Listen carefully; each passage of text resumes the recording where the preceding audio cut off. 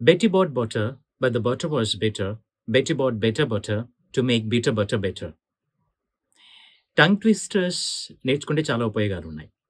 ఏంటంటే, ముందుగా మనకి ఫ్లూయెన్సీ ఇంప్రూవ్ అవుతుంది. టంగ్ ట్విస్టర్స్ బాగా ప్రాక్టీస్ చేయటం వల్ల ఫ్లూయెన్సీ ఒక ఫ్లోలో మాట్లాడడం అలవాటవుతుంది. రెండోది మనకి ప్రొనౌన్సియేషన్ ఇంప్రూవ్ అవుతుంది. అక్షరాల్ని సరిగ్గా పలకటం ఇంప్రూవ్ అవుతుంది. మూడోది డిక్షన్ మనం మాట్లాడే విధానం కూడా ఇంప్రూవ్ అవుతుంది. అలాగే మన టంగ్ మజిల్ పవర్, స్ట్రెంగ్త్ కూడా ఇంప్రూవ్ అవుతుంది.